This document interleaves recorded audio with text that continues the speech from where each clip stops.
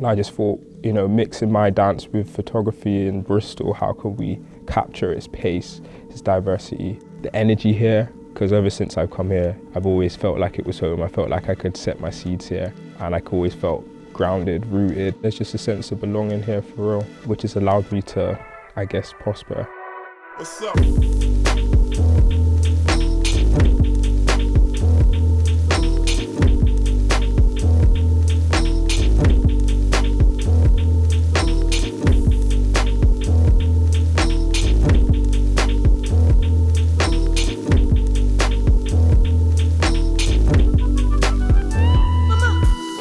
My artistic background is choreography. I like to dance in the street with my speaker because obviously that's where I started from.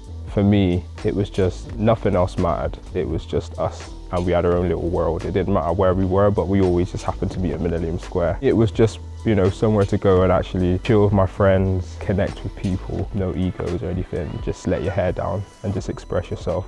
And people actually wanting the best for you, and I think that was amazing for me to have. In correlation to the piece and going back there, it was actually a beautiful moment, and it still feels like I'm still connected to that spot, because obviously that place holds a big place in my heart, and the energy is always quite pure there, and it hasn't changed. We've obviously connected before, but I've never, you know, worked with him closely in a like artistic sense. I've just enjoyed the whole process with Fenton, to be honest with you. We respect each other's ideas and not put each other down, and kind of just flourish, I guess, and create. When this Confluence project came about, he was the first person that came to mind, and I was like, he'd be great to work with, collaborate, because he's going to bring my vision to life. Working with Ramelle has been great. He's got a fun, playful attitude that really makes the process quite fun and easy. But he's also very creative, and I think we're both good at letting the other one figure out their part of it in terms of dance and photography/video, and we sort of trust each other in that sense. From jamming with Mel over the years, I knew kind of what parts of popping and his style specifically to highlight more because of his strength, the way he likes to move.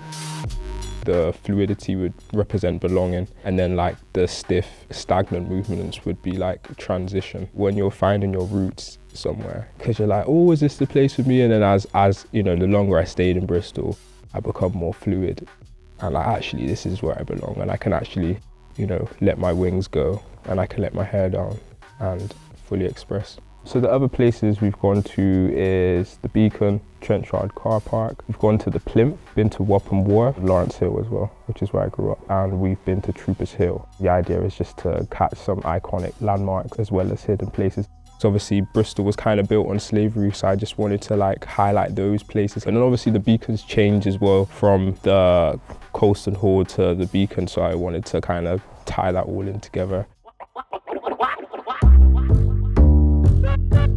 I think the word confluence has been quite a fun one to play around with because there's lots of different ways that it can kind of manifest in the video. There's sort of like the coming together of me and Ramelle to make one piece of art, and then there's also the way he'll go around and freestyle around the city and interact with different people as he goes and the various communities.